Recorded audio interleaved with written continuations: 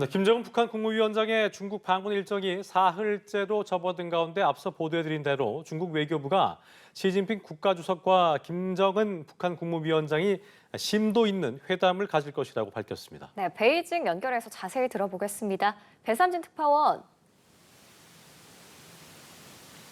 네, 베이징입니다. 네, 개최 소식은 있나요? 네, 잠시 전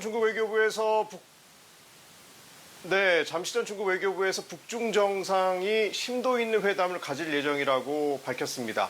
북한 국무위원장의 방문 사흘째로 오늘 중에는 시진핑 중국 국가주석과 정상회담 가능성이 흘러나오고 있는 중이었는데요. 꺼자쿤 외교부 대변인은 정례 기자회견에서 이같이 알리면서 중국은 북한과 협력해 전략적 소통을 강화할 방침이라고 밝혔습니다. 시 주석은 지난달 31일부터 어제까지 상하이 협력기구 정상회의와 전승절 행사에 참석해 정상들과 양자회담을 갖고 있습니다. 자, 이번 회담은 2019년 6월 시 주석의 북한 국빈 방문 계기로 이루어진 제5차 정상회의 후 약 6년 만입니다. 양국은 정상회의 계기로 경제협력과 고위급 교류 심화 등에 대한 의제를 교환할 것으로 전망되는데요. 이 자리에서 북한에서는 다음 달 열병식에 시 주석을 국빈으로 초대할 가능성도 제기가 되고 있습니다. 자, 북한이 이번 방중에 김 위원장을 파격 대우하고 있다는 점에서 이 북중 정상회담의 형식에도 관심이 쏠리고 있습니다. 자, 의전 관례상 단독 만찬은 국빈 방문급으로 이 단독 오차는 공식 방문급에 해당하는데요. 시 주석은 지난 2일 푸틴 대통령과는 정상회담을 갖고 티타임과 오찬 계기 소규모 연회를 가진 것으로 알려졌습니다. 자, 일각에서는 시 주석이 김 위원장과 딸 주애를 중란하이에 위치한 관저에 초청할 수 있다는 전망도 내놓고 있습니다. 자, 어제 리셉션에서 김 위원장의 여동생이죠. 김여정과 한송월이 공식 수행하고 있다는 사실이 연합뉴스 TV 단독 영상으로 확인된 바 있는데요. 리셉션 분위기 다시 한번 정리해 볼까요? 네, 리셉션은 항일 80주년 열병식 참석 26개 정상들과 수행원들이 참석한 가운데 진행됐습니다. 열병식 때와 마찬가지로 시진핑 국가주석과 푸틴 대통령, 김정은 위원장이 나란히 입장했습니다. 시 주석은 김 위원장의 어깨 부위에 손을 올리며 말을 건네기도 했고 김 위원장이 돌아보며 짧게 답하는 장면도 카메라에 잡혔습니다. 김 위원장의 자리는 시 주석의 부인인 펑리현 여사 옆자리로 펑 여사와도 몇 차례 대화를 나눴습니다.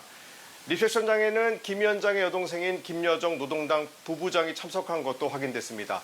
당초 국정원은 김 위원장이 동행한 것으로 분석됐다고 밝힌 바 있는데 리셉션장에서 최선희 외무상과 한 테이블에 앉아있는 모습이 카메라에 잡힌 겁니다. 또 현성월 당 부부장의 모습도 이 영상에 찍혔는데요. 이 현성월은 리셉션장에서 러시아 측 인사들과 오랫동안 대화를 하는 장면이 담겼습니다. 리셉션 직후 북러 정상회담이 예정돼 있었던 만큼 관련 사안을 논의했던 것으로 보입니다. 김 위원장은 이 자리에서 옆자리에 있던 카자흐스탄 대통령 등 주변 정상들과 짧은 대화를 나눴고 건배 시 잔을 부딪히며 친밀감을 드러냈는데요. 그야말로 반서방 국가들 중심이었지만 다자 외교 무대를 제대로 맛본 셈으로 이번 외교 무대에서 주연급 역할을 맡았다는 평가도 받고 있습니다. 네, 이번 열병식에 참석했던 우원식 국회의장의 행보에도 관심인데요. 김정은 위원장과 인사를 나눴다고 전해지고 있습니다. 오늘 특파원단과 간담회도 진행했죠. 네, 오늘 기자단 오찬을 겸한 간담회가 있었습니다. 이 자리에서 우원식 국회의장은 김정은 위원장과의 짧은 만남에 대한 소회를 밝혔습니다. 우 의장은天安문 막로에 오르기 직전 대기실에서 김정은 북한 국무위원장과 인사를 나눴다고 밝혔는데요. 김정은 위원장과 악수를 하며 7년 만에 다시 봅니다라고 말했고 김 위원장은 짧게 네라고 대답했다고 전했습니다. 다만 알려진 대로 우 의장이 이재명 대통령에게 전달받은 메시지는 없었다고 부연하면서 김 위원장과 깊은 대화를 할 만한 상황과 여건이 허락되지 않았다고 설명했습니다. 우 의장은 대기실에서 시진핑 중국 국가주석과도 만나서는 오는 10월 다음 달 경주에서 열리는 에이펙 정상회의 참석을 요청했고 시 주석이 고개를 끄덕였다고도 말했습니다. 또 오찬 리셉션에서는 블라디미르 푸틴 러시아 대통령과 악수하며 러시아에서 활동하고 있는 한국 기업 130곳에 관심을 가져달라고 요청했다는 사실도 밝혔습니다. 푸틴은 우 의장에게 러북 정상회담 기회에 김정은 위원장에게 어떤 메시지를 전해주면 좋을지도 묻기도 했는데요. 우 의장은 남북이 평화와 번영의 시대를 열어가기를 희망한다고 전했다고 강조했습니다. 자, 그런가 하면 김정은 위원장이 오늘 북한으로 돌아갈 수도 있는 걸로 전해지고 있는데 현장 분위기는 어떻습니까?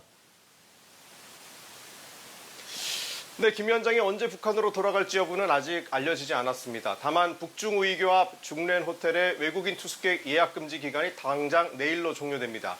또 주중 북한 대사관 일대 상점들이 당장 내일까지 영업이 종료된 상태인데요.